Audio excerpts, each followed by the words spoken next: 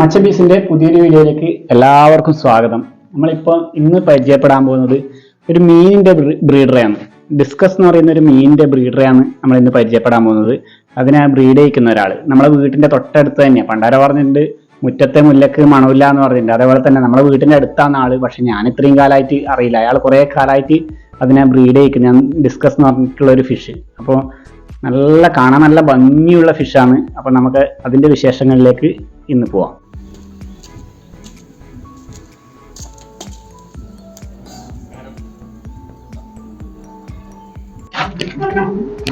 അപ്പോൾ ഇതാണ് നമ്മുടെ അനൂപിന്റെ ചെറുതായിട്ട് സെറ്റ് ചെയ്തിട്ടുള്ള ഡിസ്കസിന്റെ ഫാം. അപ്പൊ നമുക്ക് അതിന്റെ ഉള്ളിലേക്ക് കടക്കാം.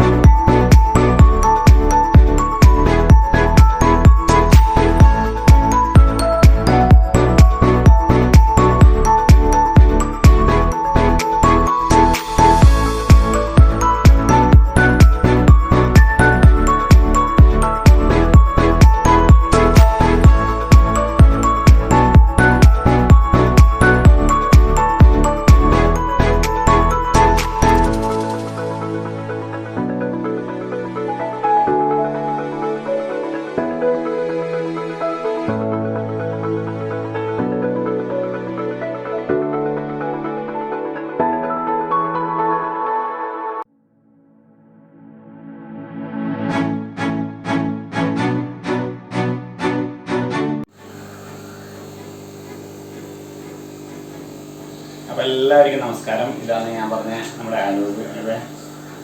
എന്തൊക്കെ വിശേഷം? അതിന് എത്ര കാലമായിട്ട് ഈ മീൻ്റെ ഇത് ഉണ്ട് വിളിക്കാൻ വേണ്ടിയിട്ട്? ശരിക്ക് ഞാൻ ഈ മത്സ്യത്തിന്റെ കോപ്പി തുടങ്ങിയിട്ട് ശരിക്ക് 10ാം ക്ലാസ് തൊട്ട്. അതൊക്കെ മുമ്പേ നിന്റെ കുറെ ഫിഷ് ടാങ്കും കാര്യങ്ങളും ഞാൻ മുമ്പേ കണ്ടു. നമ്മുടെ നാട്ടിൽ തന്നെ ഫസ്റ്റ് എനിക്ക് വന്ന് നീയാന്ന് തോന്നുന്നത്. കാരണം അത്രയും പാട് മീനുകൾ പിന്നെ ഇഞ്ചലും ഇതെല്ലാം ചെയ്യുന്ന അന്നേരം കണ്ടു. പക്ഷെ ഡിസ്കസ് കുറെ ഡിസ്കസ് ശരിക്ക് 8 വർഷം. 8 വർഷമായല്ലേ? 8 വർഷം ഇതിന്റെ പേരിൽ തന്നെ നടക്കാൻ തുടങ്ങിയല്ലേ?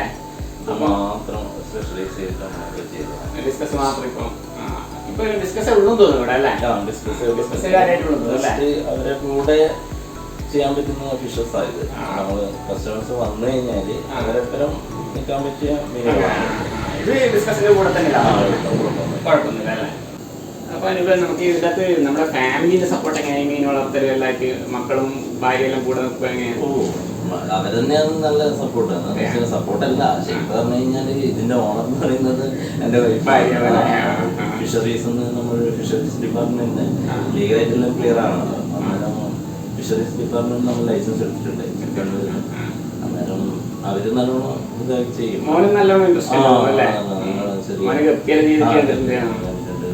മുകളിൽ തന്നെ ഇപ്പൊ നല്ല എസ്കേപ്പ് ചെയ്യാനും അറിയാം. ഇതിനെക്കാട്ടും നന്നായി എസ്കേപ്പ് ചെയ്യും. എസ്കേപ്പിംഗ് നമ്മള് സാധാരണ നാട്ടിലുള്ള നമ്മുടെ വീട്ടിന്റെ പരിസരത്തുള്ള ഈ ചെങ്കല്ല് അതെല്ലാം വെച്ചിട്ട് നല്ല ഇതെല്ലാം വാങ്ങിച്ച പ്ലാന്റ്സ് ആണ്. അതെല്ലാം സെറ്റ് ചെയ്തിട്ട് നല്ല അടിപൊളിയാക്കി കുറെ ഗപ്പിയെല്ലാം ബ്രീഡ് ചെയ്തിട്ടുണ്ടായിരുന്നു. ഇതിൽ കാണുന്നില്ലേ സീക്ക ഡൈമോസ്, ഇതിനെല്ലാം ചെങ്ങായി ഇങ്ങനെ ബ്രീഡ് കുറച്ച് ഈസി ആയിട്ടുള്ള ബ്രീഡിംഗ് ആണ്. മുട്ടയിടലാണ്. മുട്ടയിടലാണ്. അപ്പൊ പിന്നെ ഇതെങ്ങനെ ഡിസ്കസ് എങ്ങനെയാണ് ബ്രീഡിംഗ്? എങ്ങനെ മുട്ടയാണോ അല്ല മുട്ടയിടലാണ്? മുട്ടയിടുക. ഡിസ്കസ് എന്ന് പറഞ്ഞു കഴിഞ്ഞാല് നമ്മളിപ്പോ ഇതിന്റെ ശരിക്കും ഒറിജിൻ എന്ന് പറഞ്ഞു കഴിഞ്ഞാൽ ആമസോൺ റിവർ ഇല്ലേ സൗത്ത് അമേരിക്കയില്, അവിടെ നിന്നാണ് ശരിക്കും ഇത് വരുന്നത്. ഇതിന്റെ ശരിക്ക് 4 വെറൈറ്റിയേ ഉള്ളൂ. ഒന്ന് ഗ്രീന്, ബ്ലൂ, റെഡ്, പിന്നെ ഒന്ന് യെല്ലോ. അങ്ങനെയേ ഉള്ളൂ. 4 കളറാണ് ശരിക്കും ഇതിനെ നാച്ചുറലായിട്ട് ഒറിജിൻ ചെയ്തത്. ഇതിന്റെ ലൈഫ് പ്ലാൻ എന്ന് പറഞ്ഞു കഴിഞ്ഞാല് പിന്നെ നമ്മളിപ്പോ വീട്ടിൽ വളർത്തുന്നതാണെങ്കിൽ 12 വർഷം മുതൽ 15 വർഷം വരെ 15 വർഷം വരെ. ഇതിന്റെ പേര് തന്നെ എന്താന്ന് വെച്ചാല് ഡിസ്കിന്റെ ആകൃതി എന്തെല്ലാം പ്രത്യേകത എന്തെല്ലാം പ്രത്യേകത ക്വാളിറ്റി എങ്ങനെയാണ്? ക്വാളിറ്റി എന്ന് പറഞ്ഞു കഴിഞ്ഞാല് ഇത് ഈ അക്വേറിയം ഹോബിയില്ല എന്ന് വെച്ചാൽ ഫ്രഷ് വാട്ടറിലെ പിന്നെ ശരിക്ക് എല്ലാവരും പറയുന്നത് വേൾഡ് വൈഡ് പറയുന്നത് വെച്ചാൽ ഇത് ശരിക്കും രാജാവാണ്. ഈ സാൾട്ട് വാട്ടർ അല്ല, ഇതെല്ലാം മറ്റേ ഫ്രഷ് വാട്ടറിൽ ഏറ്റവും കോസ്റ്റ്ലി ആയിട്ടുള്ളതും ഏറ്റവും പാറ്റേൺ ഉള്ളതും ഇത്രയും ഷേപ്പുള്ള വേറെ മീനില്ല. എന്ന് വെച്ചാൽ ഗപ്പീനെ പോലെ തന്നെയാണ്. നിങ്ങൾ കണ്ടു കഴിഞ്ഞാല് ഇതില് കളേഴ്സ് അത്രയും വെറൈറ്റി ഉള്ള കളേഴ്സ്, പിന്നെ വളരെ കാമായിട്ടുള്ളതാണ്. പ്ലാന്റ് ടാങ്ക് ആയാലും ഇതേപോലെ ബാരബോട്ടൺ ടാങ്കിൽ വളർത്താൻ പറ്റിയ ഏറ്റവും നല്ല മീൻ. ഇല്ലില്ല, ഇത് സിക്ലിഡ് വർഗം തന്നെയാണ്, പക്ഷെ അഗ്രസീവ് അല്ല. തമ്മിൽ ചെറിയൊരു പേര് ആവേണ്ട ആ ഒരു ചെറിയൊരു. അപ്പൊ നമുക്ക് മീനിനെ പരിചയപ്പെടുന്നതിന് മുമ്പേ അനൂപിന്റെ ഫാമിലി നമുക്കൊന്ന് പിന്നെ എല്ലാവരെയും കാണിക്കണ്ടേ? അപ്പൊ അനൂപ് ഒന്ന് എല്ലാവരും വൈഫിനുണ്ട്. ഇതാണ് എന്റെ വൈഫ്, പിന്നെ ജ്യോതി ഒരുപാട് പള്ളിപ്പുറാണ്. ഇത് ചെറിയ മോള്, ഇയാളാണ് ഞാൻ ഇയാളാണ് നമ്മളെ പിന്നെ മീനെല്ലാം നല്ല രീതിയിൽ നോക്കുന്ന ആളല്ലേ, ഒരു ബ്രീഡറും കൂടിയാണ്. അപ്പൊ ഇത്രയാണ് നമ്മുടെ അനൂപിന്റെ ഫാമിലി. ഇനി നമുക്ക് മറ്റുള്ള കാര്യങ്ങളിലേക്ക് പോവാം. അപ്പൊ അനൂപ് നമ്മളൊരു പുതുതായിട്ടൊരാള് ഇപ്പൊ അനക്ക് ഡിസ്കഷനെ പറ്റി ഒന്നും അറിയില്ല. അപ്പൊ ഞാൻ ഇപ്പൊ അനൂപിന്റെ വന്നിട്ട് ഒരു ഡിസ്കഷനെ വാങ്ങിച്ചു. നമ്മൾ എന്തെല്ലാം കാര്യങ്ങൾ ശ്രദ്ധിക്കണം? ഡിസ്കസ് എന്ന് വെച്ചാല് കുറച്ചൊരു കെയർ ചെയ്യേണ്ട സാധനമാണ്. എന്ന് വെച്ചാല് നമ്മളിപ്പോ കുറച്ച് അക്വേറിയം മെയിൻറ്റെയിൻ ചെയ്യുന്നവരാണെന്ന് തോന്നുന്നു നല്ലത്. എന്ന് വെച്ചാൽ 2-3 വർഷമെങ്കിലും വേറെ ഫിഷസിനെ കൈകാര്യം ചെയ്തിട്ട് വളരെയധികം ചത്തുവായിട്ടും പിന്നെ അങ്ങനെ നോക്കുന്നതാക്കാൻ തോന്നുന്നു കൂടുതലല്ലേ. കുറച്ചെങ്കിലും ഇതാണ്, അല്ലാണ്ട്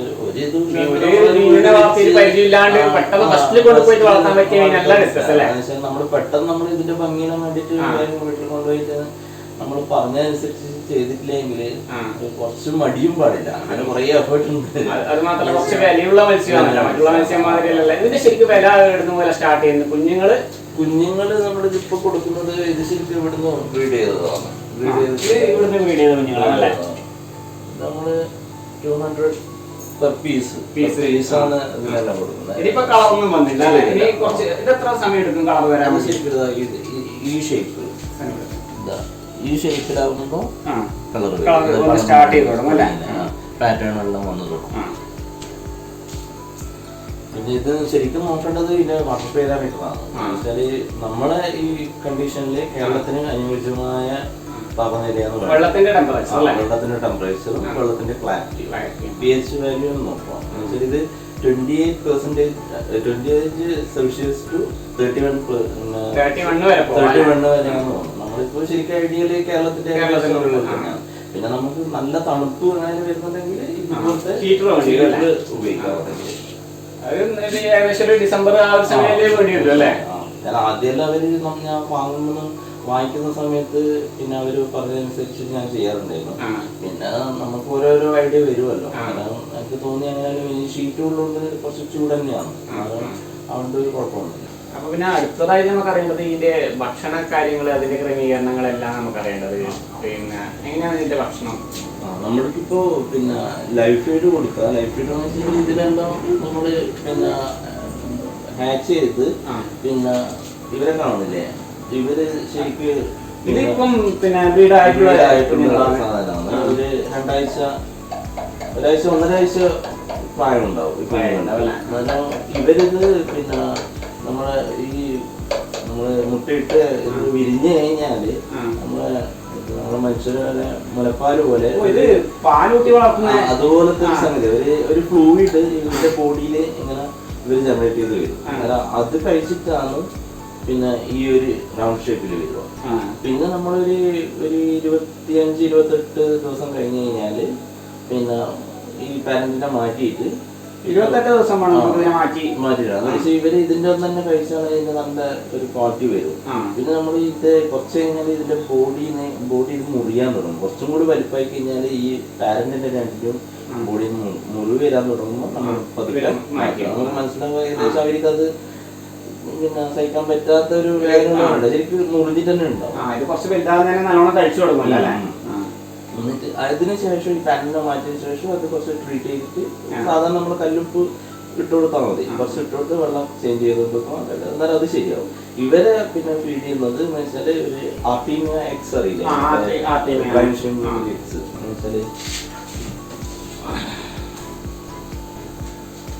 ഇതുപോലത്തെ ഇത് ഹാച്ച് ചെയ്തിട്ട് വരുന്ന അല്ലല്ല, ഇത് എഗ് മാത്രം. നമ്മള് പിന്നെ ഉപ്പുവെള്ളം പിന്നെ കല്ലുപ്പിട്ടിട്ട് പിന്നെ എയർ കൊടുത്തിട്ട് 24 hours ആകുമ്പോൾ അത് വിരിഞ്ഞിട്ട് ചെറിയ ജീവികളാണ്. അത് എന്നിട്ട് ഇവര് നമ്മള് ചെറിയ ഇതില് ഫീഡ് ചെയ്ത് കൊടുത്തു കഴിഞ്ഞാൽ അവർ കഴിച്ചു.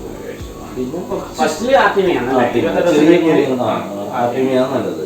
പിന്നെ കുറച്ചും കൂടി കഴിഞ്ഞാല് നമുക്ക് പിന്നെ ഈ പാക്കറ്റിൽ വരുന്ന അത് ശരിക്കും പറഞ്ഞാൽ എൻ്റെ അടുത്ത് നമ്മളാദ്യം നല്ല ക്വാളിറ്റിയുള്ള ഫുഡാണ് വാങ്ങിക്കല്. ഇത് ടെട്രാ ബേസ് എന്ന് പറയും. ശരിക്കും പറഞ്ഞു കഴിഞ്ഞാൽ ഇതൊരു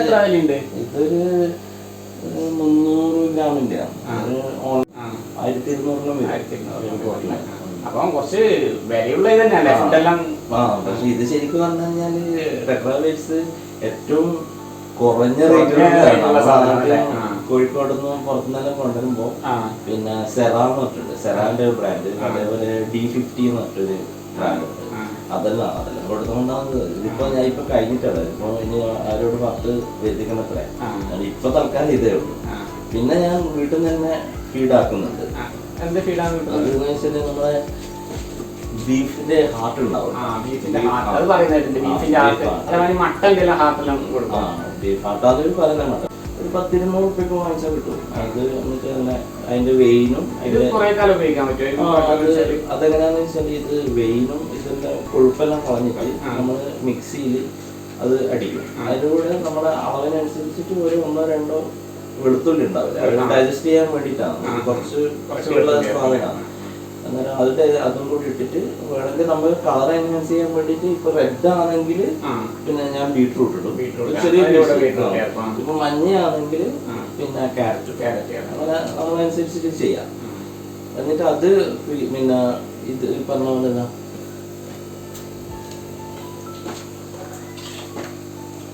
ഇതിങ്ങനെ ചെയ്ത് വെച്ചതാണ്. ചെയ്ത് വെച്ചതാണ്. എന്നിട്ട് നമ്മളിത് ഇത് ചെയ്തിട്ട് ഫ്രീസറിൽ വെക്കുക. ഫ്രീസറിൽ വെക്കുക. ഇതേപോലെ നമ്മളിപ്പോൾ ഫിഷത്തിന് വാങ്ങിക്കുന്ന പാക്കറ്റിൽ കുറച്ച് നിറച്ചിട്ട് നമ്മളൊന്ന് പ്രസ് ചെയ്ത് ഞാനീനെ കൊണ്ട് തന്നെ പ്രസ് ചെയ്തതാണ്. എന്നിട്ട് ഇതേപോലെ ഒരു കണ്ടെയ്നറിലാണ് നല്ലത്. പക്ഷെ നമ്മൾ മറ്റുള്ള ഫുഡെങ്കിലും വെക്കുന്നില്ല അല്ലേ. എന്നിട്ട് നമ്മൾക്ക് ആവശ്യമനുസരിച്ച് ഇങ്ങനെ എടുത്തു കഴിഞ്ഞിട്ട് ഹാൻഡ്ഫീൽഡ് ആളുണ്ട്, ഉണ്ടോന്ന് പറയാനില്ല. ഇതിങ്ങനെ കൊടുത്തു കഴിഞ്ഞാൽ ഇവർ കഴിക്കും.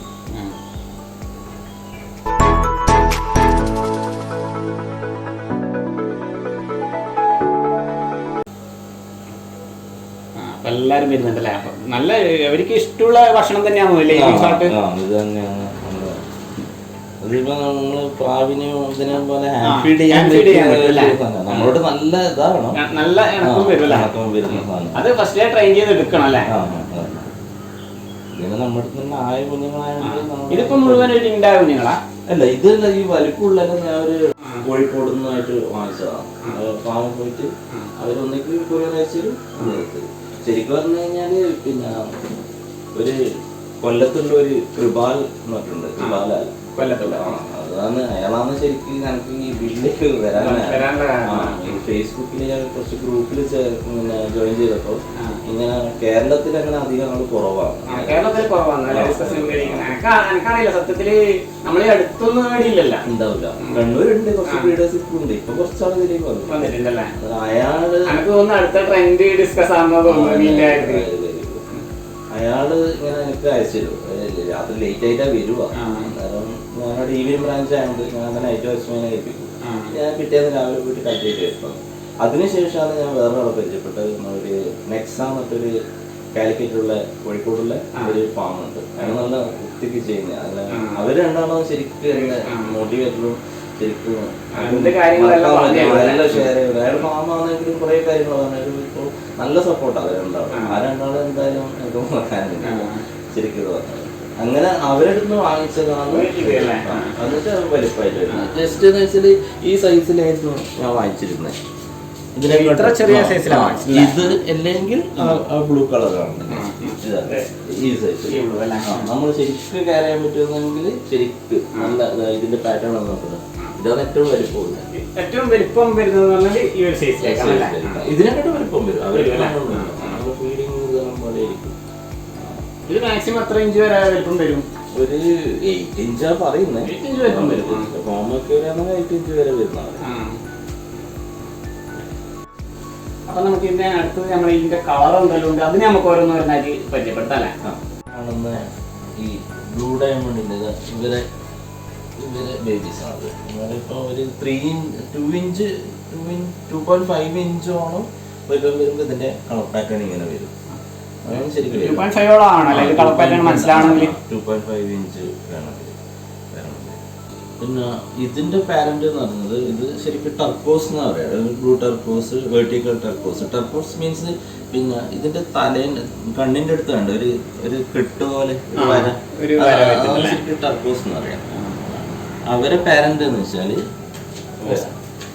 ഇത് ബ്രീഡിങ്ങിന്റെ ടൈം ആയിട്ടുണ്ടോ? ആയിട്ടുണ്ട്. അതാണ് പിന്നെ ബ്രീഡിങ്ങിനോട്ട് ഇങ്ങനെല്ലാം ചെയ്ത് കൊടുക്കണം.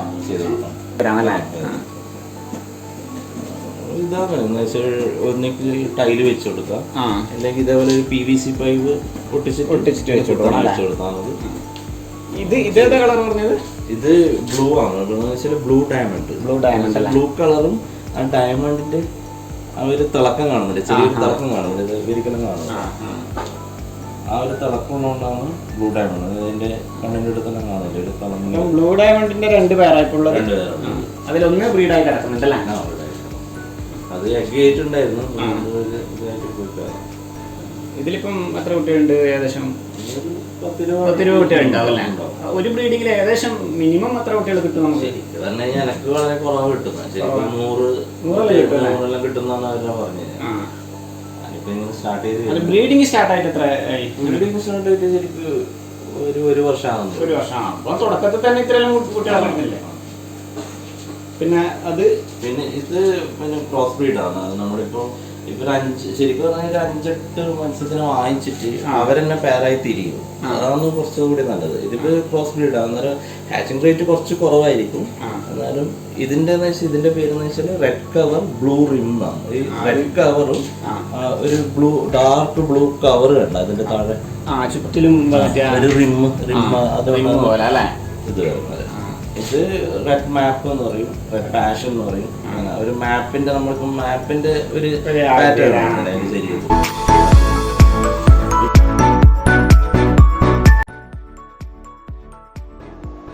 വൈറ്റ് ഫേസ് റെഡ് എന്ന് വെച്ചാല് കണ്ണിന്റെ ശരീരം അതിന്റെ ഒരു കാൽഭാഗത്തോളം ഒരു വൈറ്റ് കളർ, വൈറ്റ് ഫേസ്, ബാക്കി റെഡ്. ഇത് ടർക്കോസ് സോറി ലീപ്പേർഡ് ആണ്. ഇത് ടർക്കോസ്. ഇത് റെഫ്ലേഷ്യ എന്ന് പറയും. റെഫ്ലേഷ്യ പൂ പോലെ തന്നെ അതിന്റെ ഇതും ബ്ലൂ ടർക്കോസ്. പിന്നെ ബാക്കിലാണ് അത് കുറച്ച് നമ്മള് ചില സമയത്ത് ബാക്കോട്ട് പോകും.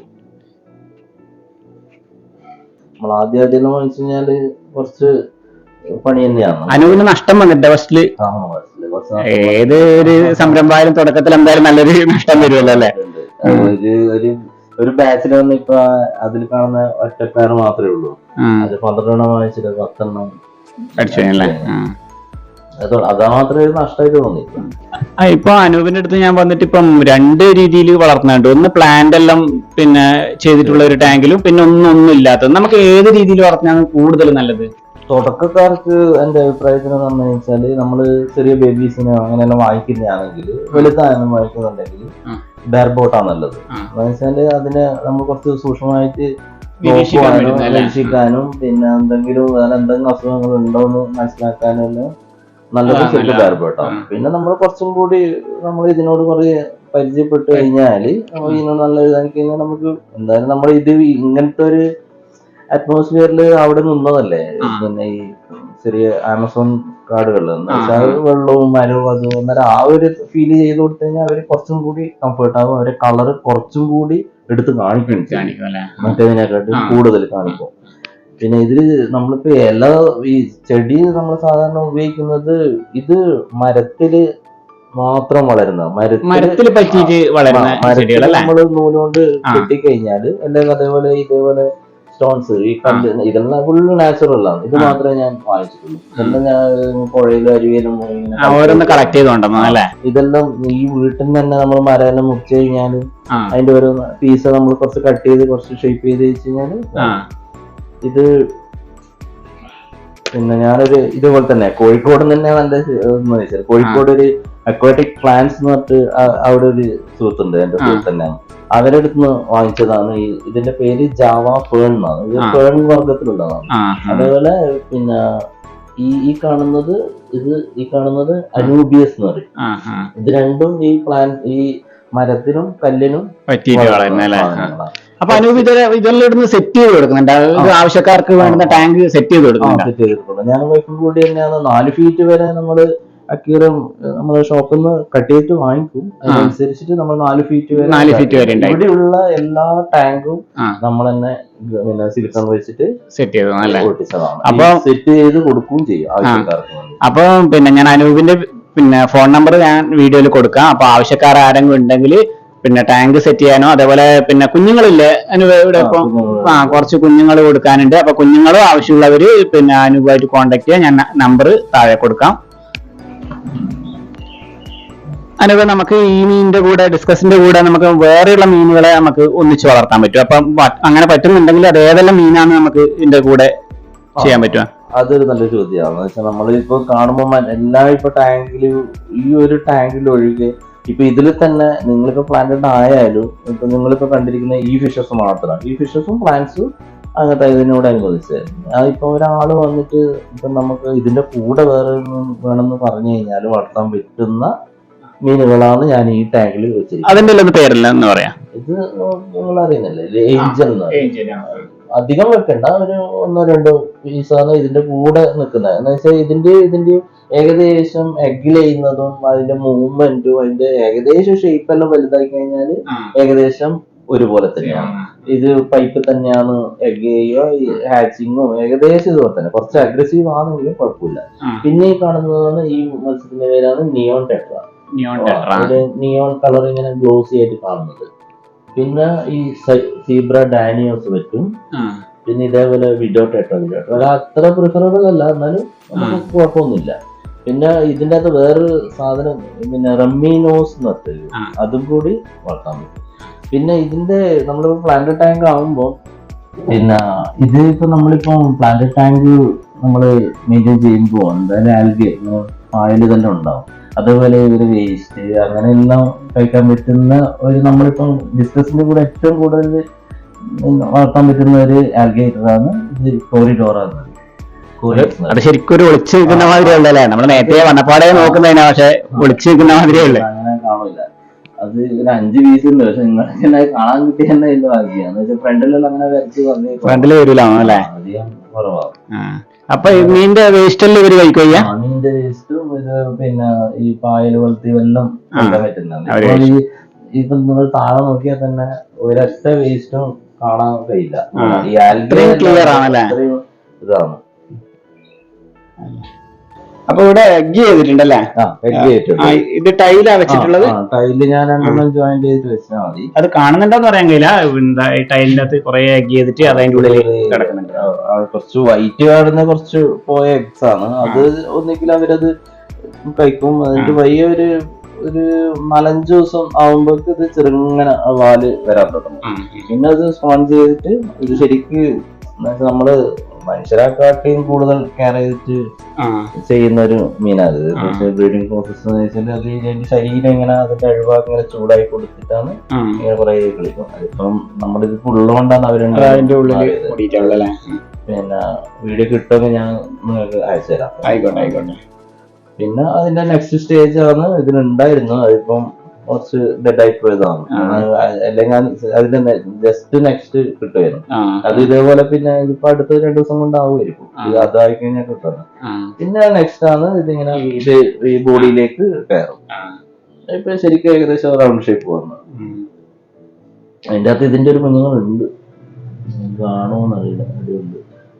അങ്ങനെയാണ് ഇതിന്റെ പ്രോസസ് അല്ലേ?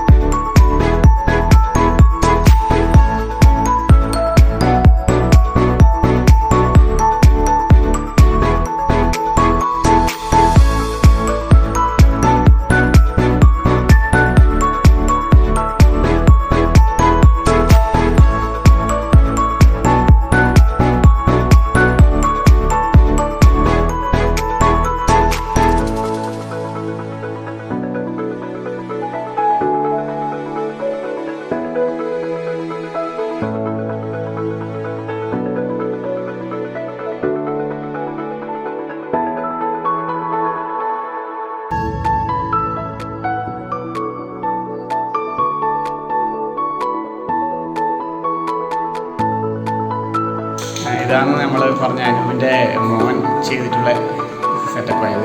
നല്ല ഭംഗിയായിട്ട് ചെയ്തിട്ടുണ്ട്. മീനുകളുണ്ട് ഇതിനകത്ത് പേടിയേക്കുന്നുണ്ട്. അപ്പം ഡിസ്കസിനെ പറ്റിയിട്ട് വളരെ വിശദമായിട്ട് തന്നെ നമുക്ക് അനുഭവം പറഞ്ഞിട്ടുണ്ട്. Thank you. വീണ്ടും കാണാം. ഓക്കെ.